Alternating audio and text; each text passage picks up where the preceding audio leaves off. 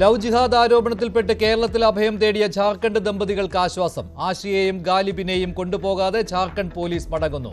കള്ളക്കേസിൽ കുടുക്കാൻ വന്ന പോലീസിന്റെ മടക്കം കോടതി ഇടപെടലോടെ.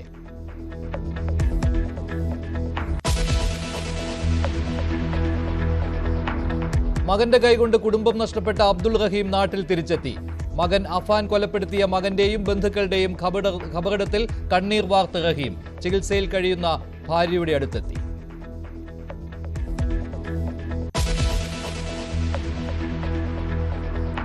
സമരം പൊളിക്കാൻ സർക്കാരും CITUവും ശ്രമിക്കുന്നതിനിടെ തളരാതെ ആശമാർ. 19ാം ദിവസവും സെക്രട്ടേറിയറ്റിന് മുന്നിൽ രാപകൽ സമരം. നിയമസഭയ്ക്ക് മുന്നിലേക്കും സമരം വ്യാപിപ്പിച്ചേക്കും. ബദൽ സമരം തുടർന്ന് CITU.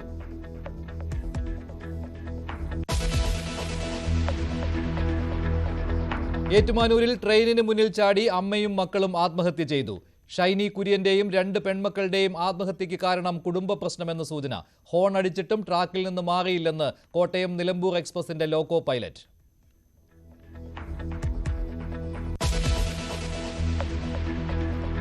വിദ്വേഷ പരാമർശ കേസിൽ PC ജോർജിന് ജാമ്യം. ഈരാറ്റുപേട്ട മജിസ്ട്രേറ്റ് കോടതി ജാമ്യം നൽകിയത് കർശന വ്യവസ്ഥകളോടെ. ഈരാറ്റുപേട്ടയിലെ തീവ്രവാദത്തിനെതിരെ പോരാട്ടം തുടരുമെന്ന് ഷോൺ ജോർജ്.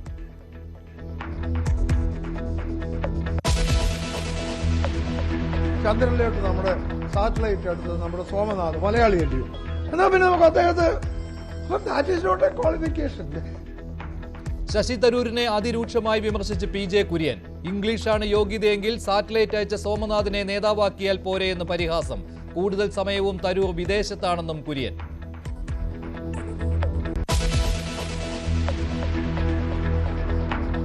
നൃത്തം ചെയ്യുമ്പോൾ പാട്ട് നിന്നതിന് കളിയാക്കിയതിന് വിദ്യാർത്ഥികൾ ഏറ്റുമുട്ടി. കോഴിക്കോട് താമരശ്ശേരിയിൽ ഒരു വിദ്യാർത്ഥിക്ക് ഗുരുതര പരുക്ക്. 2 വിദ്യാർത്ഥികൾ കസ്റ്റഡിയിൽ.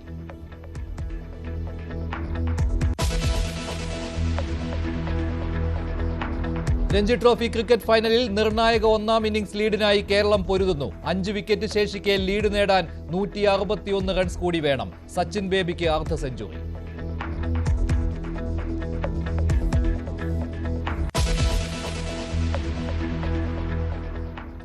ലവ് ജിഹാദ് ആരോപണത്തെ തുടർന്ന് കേരളത്തിൽ അഭയം നേടിയ ദമ്പതികളെ കൊണ്ടുപോകാനെത്തിയ ജാർഖണ്ഡ് പോലീസ് മടങ്ങുന്നു.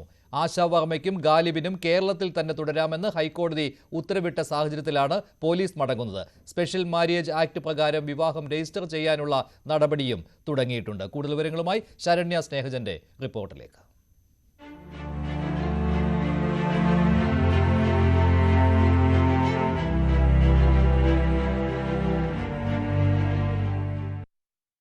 ആഷിയെയും ഗാലിബിനെയും തിരിച്ചു കൊണ്ടുപോകുന്നതിനായി വന്ന ജാർഖണ്ഡിൽ നിന്നുള്ള പോലീസ് ഇന്ന് മടങ്ങും. കാരണം ഹൈക്കോടതിയുടെ ഉത്തരവ് ഇന്നലെ വന്നതോടുകൂടി അവർക്ക് കായംകുളത്ത് നിന്ന് മടങ്ങേണ്ടതായുണ്ട്. ഇടക്കാല ഉത്തരവിൽ പറയുന്നത് അവർക്ക് കേരളത്തിൽ തന്നെ, അതായത് ആഷിക്കും ഗാലിബിനും കേരളത്തിൽ തന്നെ തുടരാനാകും, കായംകുളത്ത് തന്നെ തുടരാനാകും എന്നുള്ളതാണ്. ജാർഖണ്ഡ് പോലീസിന്റെ, രാജരപ്പ പോലീസിന്റെ കൈവശമുള്ള FIR പ്രകാരം ഗാലിബിനെ കൊണ്ടുപോകാനായി കഴിയില്ല. അല്ലെങ്കിൽ തന്നെയും ഗാലിബ് അല്ലായിരുന്നു അവരുടെ പ്രധാന ആവശ്യം, ആഷിയായിരുന്നു. ഹൈക്കോടതിയുടെ ഉത്തരവ് ഇന്ന് ജാർഖണ്ഡ് പോലീസിന് കൈമാറിയാൽ ഉടൻ തന്നെ അവർ കായംകുളത്ത് നിന്ന് തിരികെ പോകുകയും ചെയ്യും. ആദ്യഘട്ടത്തിൽ ഒരു FIR പോലും രജിസ്റ്റർ ചെയ്യാതെയാണ് ആഷയെയും ഗാലിബിനെയും കൂട്ടിക്കൊണ്ടു പോകുന്നതിന് വേണ്ടി അന്വേഷണ സംഘം ഇവിടെ എത്തിയത്. പ്രായപൂർത്തിയായ 2 പേരെയും വിട്ടു നൽകാനാവില്ല എന്നുള്ള നിലപാട് കേരള പോലീസ് സ്വീകരിക്കുകയായിരുന്നു. കായംകുളം പോലീസ് ഇക്കാര്യം ഇവരെ അറിയിക്കുകയും ചെയ്തു. തുടർന്നാണ് 22ാം തീയതി ഒരു വ്യാജ FIR ഇട്ടുകൊണ്ട് കിഡ്നാപ്പിംഗ് കേസ് രജിസ്റ്റർ ചെയ്തുകൊണ്ട് 22-ന് ഒരു പുതിയ FIR വിടുന്നത്. എന്തായാലും ആ FIR-ഉം ഫോൾസ് FIR ആണ് എന്നുള്ളത് ഇന്നലെ ഹൈക്കോടതി നിരീക്ഷിച്ചിട്ടുണ്ട്.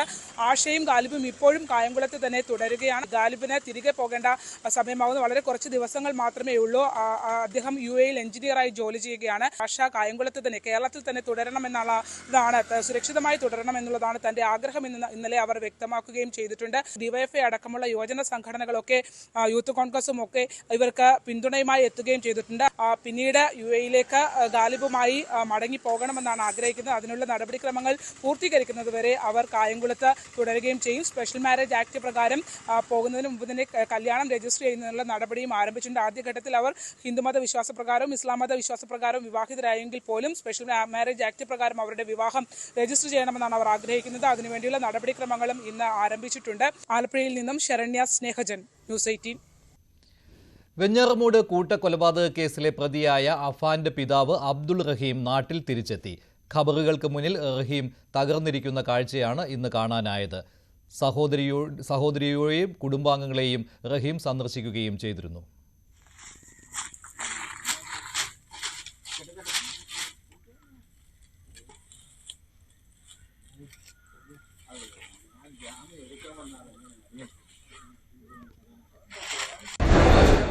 ദമാമിൽ നിന്ന് രാവിലെ 7:45ഓടെ തിരുവനന്തപുരം വിമാനത്താവളത്തിലെത്തിയ റഹീം ഗോകുലം മെഡിക്കൽ കോളേജിൽ ചികിത്സയിൽ കഴിയുന്ന ഭാര്യ ഷമീനയെയും കണ്ടു. ഇഖാമ കാലാവധി കഴിഞ്ഞിരുന്നതിനാൽ നാട്ടിലേക്ക് മടങ്ങാൻ കഴിയാതിരുന്ന റഹീമിന് സാമൂഹ്യ പ്രവർത്തകരുടെ ഇടപെടലിലാണ് യാത്ര സാധ്യമായത്. കൂടുതൽ വിവരങ്ങളുമായി വി വിനോദ് ചേരുകയാണ്. വിനോദ്, റഹീമിന് എത്രമാത്രം സാമ്പത്തിക ബാധ്യതയുണ്ട് എന്ന കാര്യം കൂടി പോലീസിന് അറിയേണ്ടതുണ്ടല്ലോ. ഇക്കാര്യത്തിൽ മൊഴിയെടുക്കുവാനും പോലീസ് ഇന്ന് തന്നെ ശ്രമിക്കുമായിരിക്കുമല്ലോ.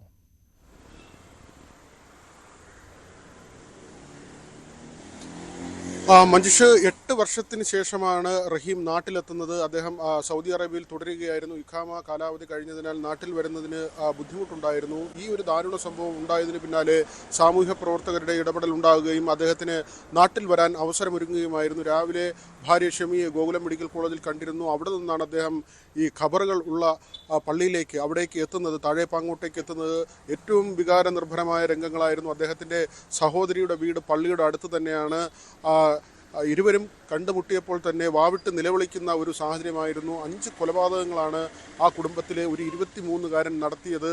അതിൽ തന്നെ ഇവരുടെ ഉമ്മയുണ്ട്, ഇവരുടെ സഹോദരൻ, അദ്ദേഹത്തിൻ്റെ ഭാര്യ, ഈ റഹീമിൻ്റെ ഇളയ മകൻ, അഫ്സാൻ്റെ കാമുകി. അങ്ങനെ ഈ 5 കൊലപാതകങ്ങൾ നടത്തിയതിൽ നിന്ന് മുക്തമായിട്ടില്ല ഈ കുടുംബം എന്ന് മാത്രമല്ല, ഈ നാട് പോലും സ്തബ്ധമായി നിൽക്കുന്നു.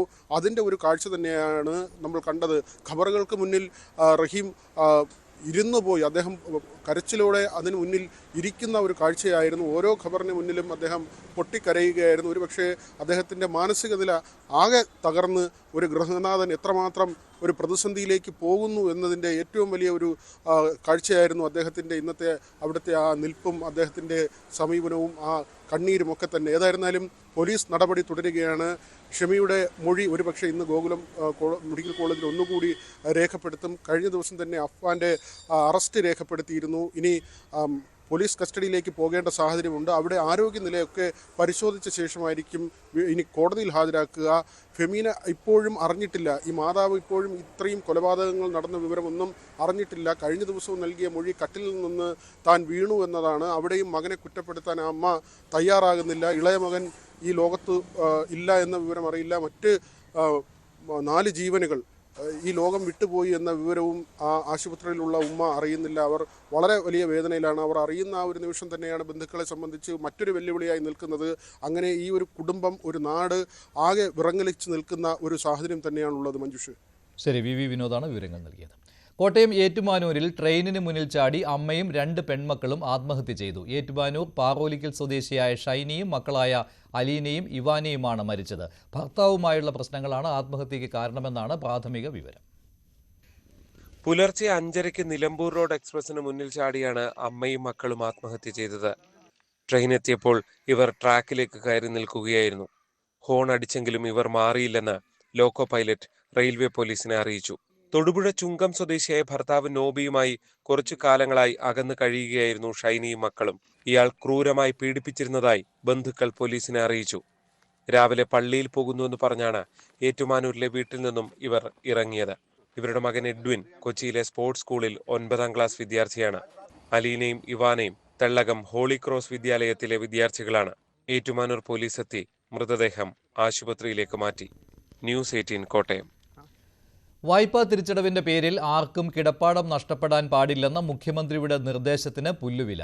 വായ്പ തിരിച്ചടയ്ക്കാൻ വൈകിയതിനെ തുടർന്ന് തിരുവനന്തപുരം നെയ്യാറ്റിൻകരയിൽ വയോധികന്റെ വീട് ജപ്തി ചെയ്തു. നെയ്യാറ്റിൻകര അർബൻ ബാങ്കിന്റേതാണ് ഈ നടപടി. വീട് ജപ്തി ചെയ്തതോടെ നാടാർകോണം സ്വദേശിയായ യേശുദാസൻ പെരുവഴിയിലായി. നമ്മുടെ സംസ്ഥാനത്ത് ബാങ്കുകൾ വീടുകൾ ജപ്തി ചെയ്യുന്നതിനെതിരെ വലിയ പ്രസ്ഥാനം തന്നെ കേരളത്തിൽ ഉയർന്നു വന്നതാണ്. ഇക്കാര്യത്തിൽ സഹകരണ മേഖല മാതൃക കാണിക്കണം എന്നതാണ് പൊതുവെ നാം സ്വീകരിച്ച നിലപാട്. അതിന്റെ ഭാഗമായി ചെയ്യാൻ പറ്റുന്ന കാര്യം, വീട് ജാമ്യമായിട്ടുണ്ടെങ്കിൽ ആ വീട് ജപ്തി ചെയ്യുന്ന നില സാധാരണഗതിയിൽ സ്വീകരിക്കാൻ പാടില്ല. അത് അവിടെ താമസിക്കാനുള്ള അവകാശം അവിടെ ആൾക്കാർക്ക് അവരെ വഴിയാധാരമാക്കുന്ന നിലപാട് സ്വീകരിക്കാൻ പാടില്ല. ഈ മാസം 10-ന് നിയമസഭയിൽ മുഖ്യമന്ത്രി നൽകിയ ഉറപ്പാണിത്. എന്നാൽ ഈ നിർദ്ദേശം ഉദ്യോഗസ്ഥരൊന്നും അറിഞ്ഞ മട്ടില്ല. വായ്പാ തിരിച്ചടവിന്റെ പേരിലുള്ള ജപ്തി നടപടികൾ തുടരുകയാണ്. ഒടുവിലത്തെ സംഭവമാണ് നെയ്യാറ്റിൻകരയിലേത്. നാടാർകോണം സ്വദേശി യേശുദാസന്റെ വീടാണ് കഴിഞ്ഞ ദിവസം അർബൻ ബാങ്ക് ജപ്തി ചെയ്തത്. 2013-ലാണ് ഇദ്ദേഹം 1.5 ലക്ഷം രൂപ അർബൻ സഹകരണ ബാങ്കിൽ നിന്നും വായ്പയെടുത്തത്. പലതവണയായി 1,80,000 രൂപ അടച്ചു. എന്നാൽ വീണ്ടും 1.5 ലക്ഷം അടയ്ക്കണം. ഇതിൽ വീഴ്ച വരുത്തതാണ് ജപ്തി നടപടി കാരണമായത്. ആദ്യം കൃത്യമായി പണം അടച്ചിരുന്നുവെങ്കിലും കോവിഡും വൃക്കരോഗിയായ ഭാര്യയുടെ ചികിത്സയും എല്ലാം വായ്പാ തിരിച്ചടവ് മുടക്കി. 1 മാസം മുമ്പ് ഭാര്യ മരിച്ചു. നിർമ്മാണ തൊഴിലാളി കൂടിയായ യേശുദാസ് കഴിഞ്ഞ ദിവസം ജോലി കഴിഞ്ഞ് മടങ്ങിയെത്തിയപ്പോഴാണ് വീട് ജപ്തി ചെയ്തതായി കണ്ടത്. ഞാൻ കുറച്ചടച്ച് മുക്കാലടച്ച് പിന്നെ കൊറോണ സമയത്ത് പിന്നെ അടയ്ക്കാതായി. ഒരു ബാങ്ക് തുറക്കില്ലായിരുന്നു. അപ്പോൾ പിന്നെ പണികളും ഇല്ലാതുകൊണ്ട് അടയ്ക്കാനും പറ്റിയില്ല. അങ്ങനെ കിടന്നു. പിന്നെ കൊണ്ടുവരുന്നതിൻ്റെ അടച്ച അത് പോയിട്ട് ഇപ്പോഴും നോട്ടീസ് വന്ന് അത് മോനെ അറിയിച്ച്. അത് എൻ്റെ അവൻ പറഞ്ഞിട്ടില്ല. പിന്നെ എനിക്ക് എൻ്റെ ഡ്രസ്സ് എടുക്കാൻ പറ്റാതെയായി. ഞാൻ ജനലിൽ കൂടി 2 തുണിയെടുത്ത് കമ്പ് കൊണ്ട് കിണ്ടി അകത്ത് കയറാനും പറ്റില്ല. അവർ ഇന്നലെ വന്നിട്ട് സീൽ ചെയ്തവരുന്നത്. ഈ സമയം യേശുദാസിന്റെ മകൻ ജിനുവും കുടുംബവും വീട്ടിലുണ്ടായിരുന്നുവെങ്കിലും ബാങ്കിന്റെ നടപടിക്രമങ്ങൾക്ക് വിധേയരായി ഇവർ വീട് വിട്ടിറങ്ങി. എന്നാൽ യേശുദാസിനെ ഒപ്പം കൂട്ടിയില്ല. യേശുദാസൻ എന്ന് പറഞ്ഞ ഒരു കൂലിപ്പണിക്കാരനാണ്. യേശുദാസിൻ്റെ ഭാര്യയും കഴിഞ്ഞ 2 മാസമായിട്ട് മരിച്ചിട്ട്. പക്ഷേ അതിൻ്റെ ഒരു പരിഗണനയും കൊടുക്കാതെ പുള്ളി പുറത്താക്കി സീൽ ചെയ്തിട്ട് പോയി. ഒരിക്കലും ഇത് ന്യായീകരിക്കാൻ പറ്റുന്ന ഒരു കാര്യമല്ല. നിരവധി തവണ വായ്പാ കുടിശ്ശിക തിരിച്ചടവ് സംബന്ധിച്ച് യേശുദാസനും കുടുംബത്തിനും നോട്ടീസ് അയച്ചതായും മറുപടി ഇല്ലാതെ വന്നതോടെയാണ് നടപടിയെടുത്തതെന്നുമാണ് ബാങ്കിന്റെ വാദം. അരുൺ മോഹൻ, ന്യൂസ് 18, നെയ്യാറ്റിൻകര. മുണ്ടക്കൈ ചൂരൽമല പുനരധിവാസം തടസ്സപ്പെടാൻ പാടില്ലെന്ന് ഹൈക്കോടതി. ഭൂമി ഏറ്റെടുക്കുന്ന നടപടിക്ക് സ്റ്റേ നൽകാൻ ഡിവിഷൻ ബെഞ്ച് വിസമ്മതിച്ചു. ഏറ്റെടുക്കുന്ന ഭൂമിക്ക് പണം നൽകണമെന്ന് ഹാരിസൺസ് വാദം അംഗീകരിച്ചില്ല. പുനരധിവാസ വിഷയത്തിൽ പൊതു താൽപര്യം സംരക്ഷിക്കപ്പെടണമെന്ന് ഹൈക്കോടതി ചീഫ് ജസ്റ്റിസ് അധ്യക്ഷനായ ഡിവിഷൻ ബെഞ്ച് നിരീക്ഷിച്ചു. ബാങ്ക് ഗ്യാരണ്ടി നൽകണമെന്ന ഉത്തരവ് ചോദ്യം ചെയ്ത് ഹാരിസൺസ് നൽകിയ അപ്പീലിലാണ് ഈ നടപടി. ഹാരിസന്റെ അപ്പീൽ ഡിവിഷൻ ബെഞ്ച് ഫയലിൽ സ്വീകരിച്ചു. ഡിവിഷൻ ബെഞ്ച് വിശദമായ വാദം പിന്നീട് കേൾക്കും. സംസ്ഥാന കോൺഗ്രസ് നേതൃത്വവുമായി ഹൈക്കമാൻഡിന്റെ നിർണായക കൂടിക്കാഴ്ച ഇന്ന് വൈകിട്ട്. കോൺഗ്രസ് അധ്യക്ഷൻ മല്ലികാർജ്ജുൻ ഖർഗെ ഉൾപ്പെടെയുള്ള നേതാക്കളാണ് കേരളത്തിലെ നേതാക്കളുമായി ചർച്ച നടത്തുക. വിവാദങ്ങൾക്കിടെ ശശി തരൂരിനെ നിർണായക പദവിയിൽ കൊണ്ടുവന്നേക്കുമെന്നാണ് വിവരം. പുനഃസംഘടനയുമായി ബന്ധപ്പെട്ട കാര്യങ്ങളിലും ഇന്ന് അന്തിമ തീരുമാനം ഉണ്ടാകും. സംസ്ഥാനത്ത് 10 വർഷം തുടർച്ചയായി പ്രതിപക്ഷത്ത് ഒതുങ്ങേണ്ടി വന്ന കോൺഗ്രസിന് 2026 അഭിമാന പോരാട്ടത്തിൽ തിരികെ അധികാരത്തിലേക്ക് എത്തുന്നതിന് വേണ്ട നടപടികളാകും, രാഷ്ട്രീയ തന്ത്രങ്ങളാകും നിർണായക കൂടിക്കാഴ്ചയിൽ പ്രധാനമായും ചർച്ച ചെയ്യപ്പെടുക. അതോടൊപ്പം കഴിഞ്ഞ ഏതാനും ആഴ്ചകളായി ദേശീയ തലത്തിലും സംസ്ഥാന തലത്തിലും കോൺഗ്രസിനെ പ്രതിസന്ധിയിലാക്കിയ തരൂർ വിവാദങ്ങൾ ശമിപ്പിക്കുന്നതിന്റെ ഭാഗമായി തരൂരിനെ ദേശീയ തലത്തിൽ നിർണായകമായൊരു പദവിയിലേക്ക് കൊണ്ടുവരുന്ന കാര്യം ദേശീയ നേതൃത്വം സജീവമായി ചർച്ച ചെയ്യുകയാണ് എന്നാണ് പുറത്തുവരുന്ന സൂചനകൾ. അതോടൊപ്പം ദീപാദാസ് മുൻഷി നൽകിയിരിക്കുന്ന റിപ്പോർട്ടിന്റെ അടിസ്ഥാനത്തിൽ തലപ്പത്ത് മുതൽ അഴിച്ചുപണി വേണമെന്ന നിലപാടിൽ ഒരു വിഭാഗം ഉറച്ചു നിൽക്കുമ്പോൾ അതിനോട് ഹൈക്കമാൻഡ് ഏത് തരത്തിലായിരിക്കും പ്രതികരിക്കുക എന്നതാണ് കാത്തിരുന്ന് കാണേണ്ടത്. KPCC അധ്യക്ഷ സ്ഥാനത്ത് കെ സുധാകരനെ നിലനിർത്തിക്കൊണ്ട് താഴെത്തട്ടിൽ മാത്രം പുനഃസംഘടന മതി എന്ന നിലപാടിലാണ് AK ആന്റണിയും വയലാർ രവിയും ഉൾപ്പെടെയുള്ള നേതാക്കൾ. സോണിയാഗാന്ധിയെ ഫോണിൽ വിളിച്ച് ഈ കാര്യം അവർ നേരത്തെ അറിയിച്ചിട്ടുമുണ്ട്. അങ്ങനെയാണെങ്കിൽ ഇപ്പോഴുള്ള നേതൃസമവാക്യങ്ങളിൽ മാറ്റം വരുത്താതെ താഴെത്തട്ടിൽ മാത്രം പുനഃസംഘടന നടപ്പിലാക്കിക്കൊണ്ട് തദ്ദേശ നിയമസഭാ തെരഞ്ഞെടുപ്പുകൾക്ക് വേണ്ടി പാർട്ടിയെ സജ്ജമാക്കുകയെന്നൊരു തീരുമാനത്തിലേക്കായിരിക്കും ഹൈക്കമാൻഡും എത്തുകയെന്നാണ് അറിയാൻ കഴിയുന്നത്. അതോടൊപ്പം നേതൃത്വത്തിനിടയിൽ നിലനിൽക്കുന്ന തർക്കങ്ങളും അധികാര തർക്കങ്ങളും പാർട്ടിയുടെ ജയസാധ്യതകളെ പ്രതികൂലമായി ബാധിക്കുമെന്ന നിലപാടിലാണ് ഹൈക്കമാൻഡ്. അത്തരത്തിലുള്ള തർക്കങ്ങൾ ഒഴിവാക്കിക്കൊണ്ട് കൂട്ടായി നേതൃത്വം ഒന്നിച്ച് പ്രവർത്തിക്കണം, അഭിപ്രായ ഭിന്നതകൾ പാർട്ടി വൃത്തങ്ങളിൽ തന്നെ പറഞ്ഞു തീർക്കണമെന്ന നിലപാട് ഹൈക്കമാൻഡ് നേതൃത്വം സംസ്ഥാനത്തു നിന്നുള്ള മുതിർന്ന നേതാക്കളെ അറിയിക്കുമെന്നാണ് ലഭിക്കുന്ന സൂചനകൾ. രാഹുൽ ഗാന്ധിയുടെ തന്നെ നേരിട്ടുള്ള ഇടപെടലിലാണ് കോൺഗ്രസ് ദേശീയ അധ്യക്ഷൻ ഉൾപ്പെടെയുള്ള നേതാക്കൾ സംസ്ഥാനത്തു നിന്നുള്ള കോൺഗ്രസ് നേതൃത്വവുമായി വിശദമായ കൂടിക്കാഴ്ച നടത്തുന്നത്. ശശി തരൂരിനെ രൂക്ഷമായി വിമർശിച്ച് മുതിർന്ന കോൺഗ്രസ് നേതാവ് PJ കുര്യൻ ജനങ്ങൾക്കിടയിൽ പ്രവർത്തിച്ചാണ് ജനനേതാവാകേണ്ടതെന്നും ശശി തരൂർ നാട്ടിലുള്ളതിനേക്കാൾ കൂടുതൽ സമയം വിദേശത്താണെന്നും കുര്യൻ പരിഹസിച്ചു. ഇംഗ്ലീഷ് വിദ്യാഭ്യാസമല്ല നേതാവാകാനുള്ള യോഗ്യതയെന്നും കുര്യൻ പറഞ്ഞു. ശശി തരൂരിനെ എവിടെ ഒഴിവാക്കിയെന്ന ശശി തരൂരിനെ വന്നുടനെ പുള്ളി വിദേശത്തെ ജോലിയൊക്കെ ചെയ്ത് നല്ല ഇതാക്കി UN സെക്രട്ടറിഷിപ്പിന് മത്സരിച്ചു, പരാജയപ്പെട്ട് വന്ന ഉടൻ നമ്മളിവിടെ MP ആക്കി. നമുക്ക് ഭരണം കിട്ടിയപ്പോൾ ഉടനെ മന്ത്രിയാക്കി. അദ്ദേഹം രാജിവെച്ച് വീണ്ടും ഉടനെ മന്ത്രിയാക്കി. അതൊരു വലിയ ഫേവറാ. സാധാരണ MP മാർക്ക് കിട്ടുന്നതല്ല. രാജിവെച്ച് കഴിഞ്ഞാൽ പിന്നെ വീണ്ടും മന്ത്രിയാക്കി. അത് കഴിഞ്ഞ് വീണ്ടും സീറ്റ് കൊടുത്തു. ഇവിടെ വന്നപ്പോൾ ഏറ്റവും നല്ല പാർലമെന്ററി കമ്മിറ്റിയുടെ ചെയർമാനാക്കി. അല്ലാതെ പ്രതിപക്ഷത്തുള്ള ഒരു പാർട്ടി എന്താ ചെയ്യേണ്ടത്? അപ്പൊ ശശി തരൂരിന്റെ പരാതിക്ക് ഒരടിസ്ഥാനവുമില്ല. കേരളത്തിൽ പ്രവർത്തിക്കാനാണ് ശശി തരൂർ ആഗ്രഹിക്കുന്നത്. അദ്ദേഹം പ്രവർത്തിക്കട്ടെ, ആര് തടയുന്നു? ഞാൻ ചോദിക്കട്ടെ. എനിക്കൊരു സ്ഥാനവുമില്ല. ഞാനിപ്പോ രാഷ്ട്രീയ സമിതി അംഗമെന്നേ ഉള്ളൂ. ഞാൻ പൂർണ്ണമായി കേരളത്തിൽ പ്രവർത്തിച്ചുകൊണ്ടിരിക്കുക. കോൺഗ്രസ് പാർട്ടി പ്രവർത്തിക്കാൻ എന്താ തടസ്സം? അദ്ദേഹം MP ആണ്, പ്രഗത്ഭനാണ്, നല്ല പ്രസംഗകനാണ്. അദ്ദേഹത്തിന് നേതൃത്വ ഗുണങ്ങളുള്ള ആളാണ്, ഡിപ്ലോമസി ഉണ്ട്. അദ്ദേഹത്തിന് കേരളത്തിൽ പ്രവർത്തിക്കാൻ ഒരു തടസ്സവുമില്ല. അതേസമയം ശശി തരൂരിന് പിന്തുണയുമായി തിരുവഞ്ചൂർ രാധാകൃഷ്ണൻ രംഗത്തെത്തിയിട്ടുണ്ട്. തരൂരിനെ കഷായം കുടിപ്പിക്കുന്നത് എന്തിനാണെന്നാണ് അദ്ദേഹത്തിന്റെ ചോദ്യം. അച്ചടിച്ചു വന്നത് പറഞ്ഞ കാര്യമല്ല എന്ന് തരൂർ തന്നെ വ്യക്തമാക്കിയതല്ലേ എന്നും തിരുവഞ്ചൂർ രാധാകൃഷ്ണൻ ചോദിച്ചു. വിദ്വേഷ പരാമർശ കേസിൽ PC ജോർജിന് ആശ്വാസം. ഈരാറ്റുപേട്ട മജിസ്ട്രേറ്റ് കോടതി ജോർജിന് ജാമ്യം നൽകി. വ്യാജ മെഡിക്കൽ സർട്ടിഫിക്കറ്റ് ഹാജരാക്കിയാണ് PC ജോർജ് ജാമ്യം നേടിയതെന്നാണ് പരാതിക്കാരായ യൂത്ത് ലീഗിന്റെ ആരോപണം. PC ജോർജ് ജയിലിൽ കിടന്നില്ല എന്ന പരാതിക്കാരന്റെ വാദം തള്ളിക്കൊണ്ടാണ് ജോർജിന് അനുകൂലമായ വിധിയുണ്ടായത്. അന്വേഷണം പൂർത്തിയായ സാഹചര്യത്തിൽ കോടതി ജോർജിന് ജാമ്യം അനുവദിക്കുകയായിരുന്നു. അന്വേഷണ സംഘവുമായി സഹകരിക്കണമെന്ന് കോടതി നിർദ്ദേശിച്ചു. ഇന്ന് ഈരാറ്റുപേട്ട എന്താണോ ആ ഈരാറ്റുപേട്ടയാക്കാൻ കഷ്ടപ്പെട്ട ഒരു മനുഷ്യൻ ആ നാട് വലിയ വർഗീയതയിലേക്ക് പോയപ്പോൾ അതിനെ തിരിച്ചാൻ ശ്രമിച്ചതാണ് തെറ്റ്. അദ്ദേഹം ഈ രാജ്യവിരുദ്ധ ശക്തികളോട് കോംപ്രമൈസ് ചെയ്യാത്തതുകൊണ്ടല്ലേ അദ്ദേഹം തോറ്റുപോയത്. ഏതെങ്കിലും സമയത്ത് നിങ്ങളൊക്കെ മാധ്യമപ്രവർത്തകരൊക്കെ മനസ്സിലാക്കേണ്ട ഒരു കാര്യം, അദ്ദേഹത്തെ എടുക്കുന്ന നിലപാടിൽ ഒരിക്കലും വെള്ളം ചേർക്കാത്തൊരു മനുഷ്യനാണ്. അദ്ദേഹം എടുത്ത നിലപാടിൽ നിന്ന് ഒരിക്കലും പുറകോട്ട് പോയിട്ടില്ല. 2021 ഈ പറയുന്ന ഈ രാജ്യവിരുദ്ധ ശക്തികളോട് കോംപ്രമൈസ് ചെയ്യുമായിരുന്നെങ്കിൽ PC ജോർജ് കേരള നിയമസഭയിൽ ഉണ്ടാകുമായിരുന്നു എന്നുള്ള കാര്യത്തിൽ ഒരു സംശയമില്ല. യൂത്ത് ലീഗ് നൽകിയ പരാതി വിജയം കണ്ടെന്ന് പരാതിക്കാരുടെ അഭിഭാഷകനും യൂത്ത് ലീഗ് ജില്ലാ പ്രസിഡന്റുമായ VP നാസർ പ്രതികരിച്ചു. വ്യാജ ചികിത്സാ രേഖകളാണ് ജോർജ് ഹാജരാക്കിയതെന്നും യൂത്ത് ലീഗ്. പ്രതിഭാഗം അഭിഭാഷകനാണ് കോടതിയിൽ ഹാജരാക്കിയത്. ആ പ്രതിഭാഗം പ്രതി എന്ന് പറയുന്നത് നമുക്കറിയാം കുറേ കാലങ്ങളായി ജനപ്രതിനിധിയായിരുന്നു. ആ നിലയിൽ ഒരു രാഷ്ട്രീയ സ്വാധീനമുണ്ട്.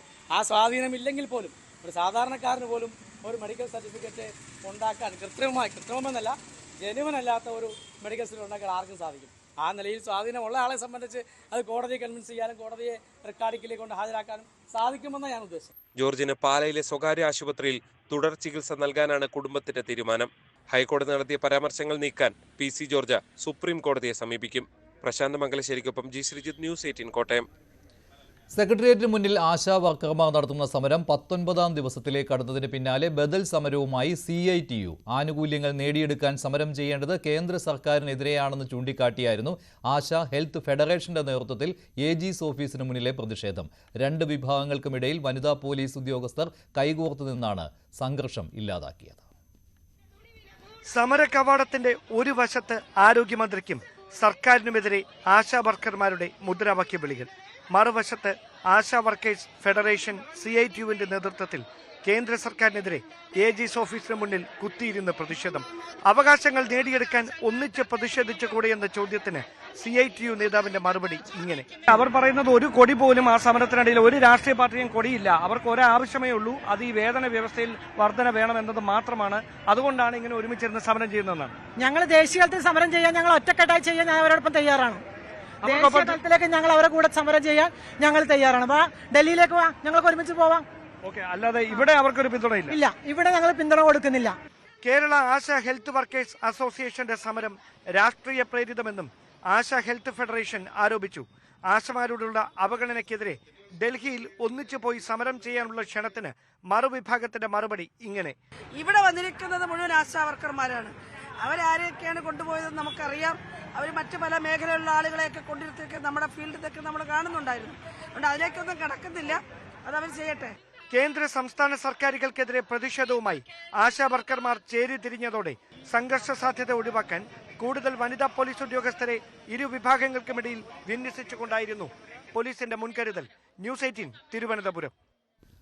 റവന്യൂ വകുപ്പിലെ അഴിമതിക്കാരായ ഉദ്യോഗസ്ഥർക്കെതിരായ നടപടി ശുപാർശ ചെയ്ത ഫയലുകൾ പൂഴ്ത്തിയ 2 ഉദ്യോഗസ്ഥർക്ക് സസ്പെൻഷൻ. സീക്രട്ട് സെഷൻ ക്ലർക്കുമാരായിരുന്ന ജസീബ്, രജിലേഷ് എന്നിവരെയാണ് സസ്പെൻഡ് ചെയ്തത്. സർക്കാർ ഓഫീസ് വളപ്പിലെ ചന്ദനമരം മുറിച്ചു കടത്തിയ ഉദ്യോഗസ്ഥനുൾപ്പെടെ 100 കണക്കിന് ഉദ്യോഗസ്ഥരുടെ നടപടി ഇവർ അട്ടിമറിച്ചതായാണ് കണ്ടെത്തിയത്.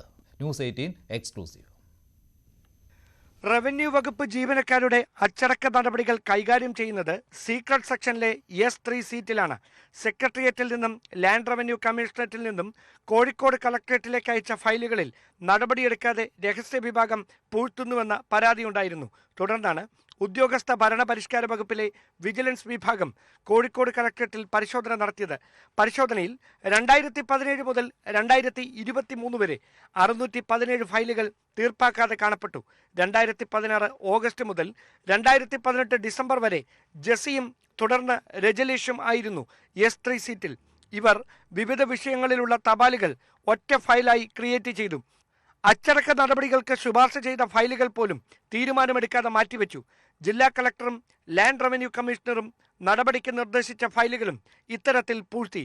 ആരോപണ വിധേയരായ ഉദ്യോഗസ്ഥർ വിരമിക്കുന്നതുവരെ ഫയലുകൾ പൂഴ്ത്തി നടപടി നീട്ടിക്കൊണ്ടുപോയതായാണ് കണ്ടെത്തൽ. വില്ലേജ് ഓഫീസ് വളപ്പിലെ ചന്ദനമരം മുറിച്ചു കടത്തിയ കേസിൽ ആരോപണ വിധേയനായ സദാശിവൻ എന്ന ഉദ്യോഗസ്ഥനെതിരായ നടപടികൾ നിർത്തിവെച്ചത് രജിലേഷ് ആയിരുന്നു. 2023 ഡിസംബറിൽ സ്ഥലം മാറിപ്പോകുന്നതിന് മുമ്പ് ഫയലുകളും രജിസ്റ്ററുകളും പുതിയ ഉദ്യോഗസ്ഥന് കൈമാറിയതും ഇല്ല. ജസിക്കെതിരെയും സമാനമായ കുറ്റങ്ങളാണ് ആരോപിക്കപ്പെട്ടിട്ടുള്ളത്. നിലവിൽ ചെലവൂർ വില്ലേജ് ഓഫീസറാണ് ജസി. രജിലേഷ് കോഴിക്കോട് താലൂക്ക് ഓഫീസിൽ സീനിയർ ക്ലർക്കും. അഴിമതിക്കാരെ സംരക്ഷിക്കാൻ ഈ ഉദ്യോഗസ്ഥർ ശ്രമിച്ചെന്ന ഉദ്യോഗസ്ഥ ഭരണപരിഷ്കാര വകുപ്പ് വിജിലൻസിന്റെ കണ്ടെത്തലിന്റെ അടിസ്ഥാനത്തിലാണ് ഇരുവർക്കുമെതിരായ നടപടി. ന്യൂസ് 18 തിരുവനന്തപുരം.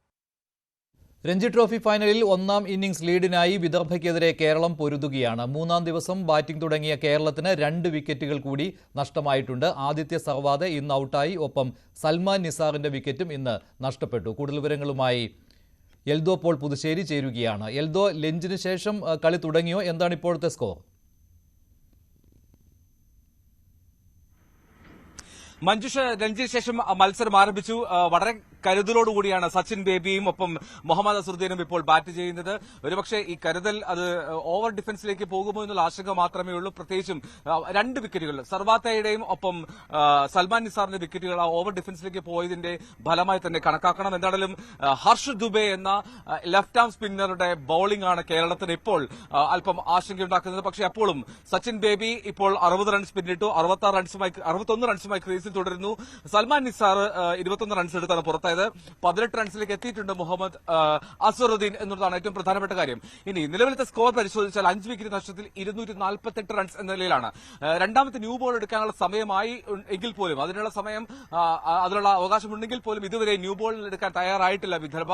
ഒരുപക്ഷെ കേരളത്തെ കൂടുതൽ നേരം സ്പിന്നർമാരെ കൊണ്ട് തന്നെ നേരിടുക, പ്രത്യേകിച്ച് ഹർഷ് ദുബെ ഇത്രമാത്രം നന്നായി ബൌൾ ചെയ്യുന്ന സാഹചര്യത്തിൽ അതിനെ പരമാവധി പ്രയോജനപ്പെടുത്തുക എന്നുള്ളതാണ് തോന്നുന്നു വിദർഭയുടെ ലക്ഷ്യം. കേരളത്തിന് നിലവിൽ 131 റൺസാണ് പിറകിലുള്ളത്. അതായത് ഒരു 2 വിക്കറ്റുകളിൽ 50 റൺസ് 60 റൺസ് പാർട്ണർഷിപ്പ് ഉണ്ടായാൽ സ്വാഭാവികമായും കേരളത്തിന് ആ സ്വപ്ന സാക്ഷാത്കാരത്തെ അല്ലെങ്കിൽ ലീഡിലേക്ക് 1ാം ഇന്നിംഗ്സ് ലീഡ് എന്ന വലിയ കടമ്പ മറികടന്ന് മുന്നോട്ട് പോകാം. ഇനി നമുക്കറിയാവുന്ന പോലെ ജലജ് സക്സേന ബാറ്റ് ചെയ്യാൻ എത്താനുണ്ട്. ഒപ്പം ഏതൻ ആപ്പിൾ ടോം ഒരു ഓൾറൗണ്ടറാണ്. പക്ഷേ വളരെ കൌമാരക്കാരനായിട്ടുള്ള ഒരു പ്ലെയർ. അദ്ദേഹത്തിന്റെ ഈ ഫൈനലിലേക്കുള്ള സമ്മർദ്ദം അദ്ദേഹത്തിന് പ്രശ്നമാകുമോ എന്ന് മാത്രം നമുക്ക് കരുതാം. എന്താണെങ്കിലും വിദർഭയ്ക്കെതിരെ കേരളം ഇപ്പോൾ മികച്ച രീതിയിൽ ബാറ്റിംഗ് തുടരുന്നു. സച്ചിൻ ബേബി ക്രീസിൽ ഉണ്ട് എന്നുള്ളതാണ് ഏറ്റവും പ്രധാനപ്പെട്ട കാര്യം. ഒപ്പം കഴിഞ്ഞ മത്സരങ്ങളിൽ മികവോടെ കളിച്ച മുഹമ്മദ് അസറുദ്ദീന്റെ സാന്നിധ്യവും പ്രതീക്ഷ പകരുന്നു.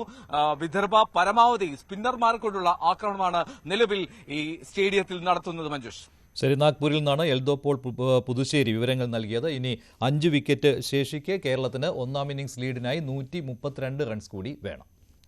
മറ്റൊരു വാർത്തയിലേക്ക്. CPI നേതാവ് പി രാജുവിന്റെ സംസ്കാരം ഇന്ന് വൈകിട്ട് പറവൂരിലെ വീട്ടുവളപ്പിൽ നടക്കും. പറവൂർ ടൗൺ ഹാളിൽ നടന്ന പൊതുദർശനത്തിൽ രാഷ്ട്രീയ കക്ഷി ഭേദമന്യേ നിരവധി പേർ അന്തിമോപചാരം അർപ്പിച്ചു. മൃതദേഹം പാർട്ടി ഓഫീസിൽ പൊതുദർശനത്തിന് വയ്ക്കാൻ പി രാജുവിന്റെ കുടുംബാംഗങ്ങൾ സമ്മതിച്ചിരുന്നില്ല. ഇന്നലെ അന്തരിച്ച പി രാജുവിന്റെ മൃതദേഹം സ്വകാര്യ ആശുപത്രി മോർച്ചറിയിൽ സൂക്ഷിച്ചിരിക്കുകയായിരുന്നു. ഇന്ന് രാവിലെ ആശുപത്രിയിൽ നിന്ന് പൊതുദർശനത്തിനായി പറവൂർ മുനിസിപ്പൽ ടൗൺ ഹാളിലേക്ക് കൊണ്ടുവന്നു.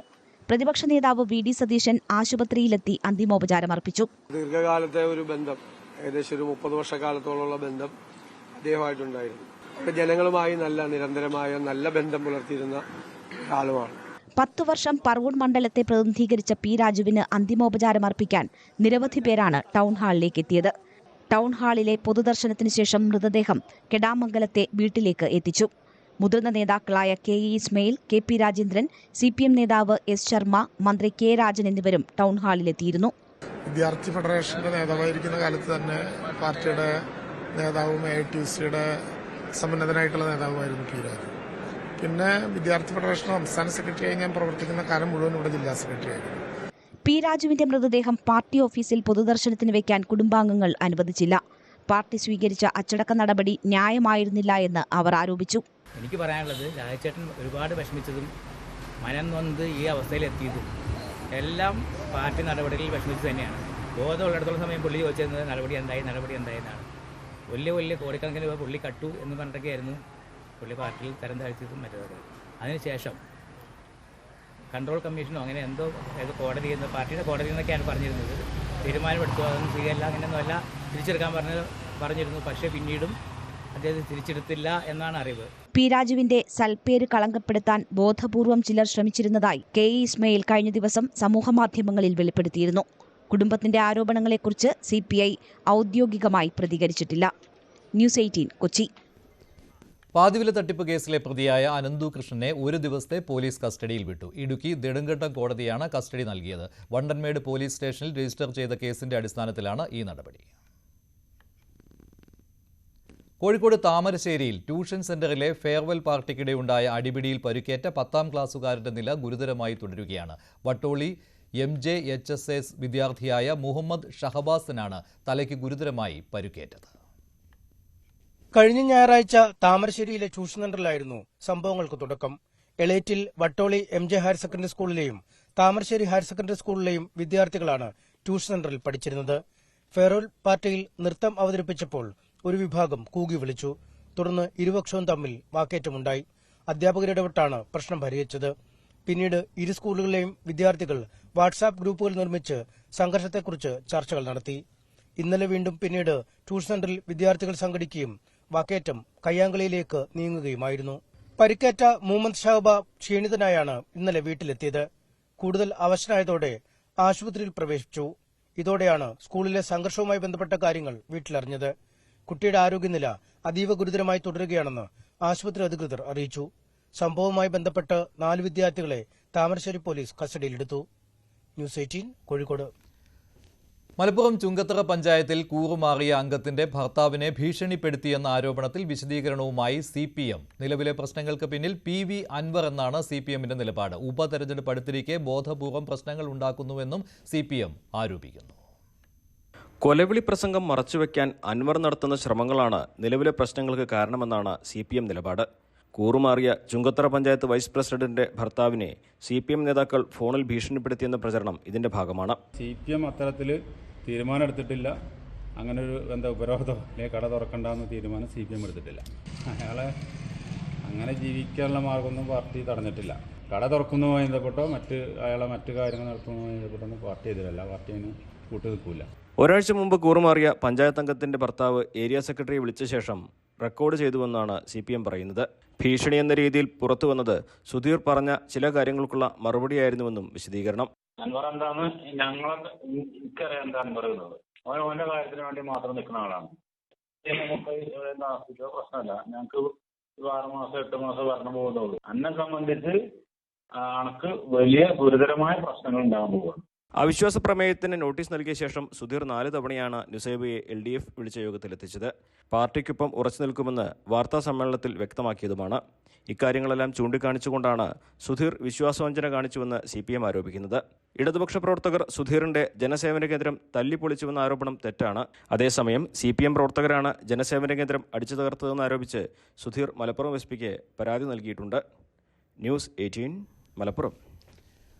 ഗോഡ്സെ പുകഴ്ത്തിയ കാലിക്കറ്റ് NIT അധ്യാപിക ഷൈജ ആണ്ടവന് സ്ഥാനക്കയറ്റം നൽകിയ നടപടിയിൽ പ്രതിഷേധം തുടരുകയാണ്. കോഴിക്കോട് DCCയുടെ നേതൃത്വത്തിൽ NITയിലേക്ക് മാർച്ച് നടത്തി.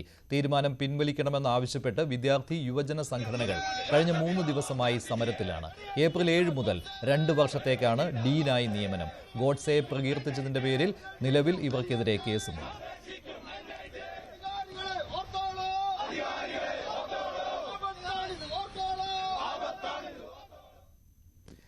ഓഹരി വിപണിയിൽ വലിയ ഇടിവ്. സെൻസസ് 1200 പോയിന്റ് ഇടിഞ്ഞു. നിഫ്റ്റിയിലും സമാനമായ ഇടിവ് ദൃശ്യമായിട്ടുണ്ട്. കാനഡ, മെക്സിക്കോ എന്നിവയ്ക്ക് മേൽ ചുമത്തുന്ന 25% ഇറക്കുമതി തീരുവ മാർച്ച് 4-ന് നിലവിൽ വരുമെന്ന ട്രംപിന്റെ പ്രഖ്യാപനമാണ് ഓഹരി വിപണിയെയും ബാധിച്ചത്. IT ഓഹരികളാണ് തകർച്ചയിൽ മുന്നിൽ. കനത്ത തകർച്ച നേരിട്ടതോടെ BSEയിൽ ലിസ്റ്റ് ചെയ്ത കമ്പനികളുടെ മൊത്തം വിപണി മൂല്യം 7 ലക്ഷം കോടി കുറഞ്ഞ് 385.94 ലക്ഷം കോടിയിലെത്തി. സ്വർണ്ണവിലയിലും കുറവുണ്ടായി. ഇടവേളയ്ക്ക് ശേഷം സകലമാന കേരളം അനുശ്രീ ചേരും.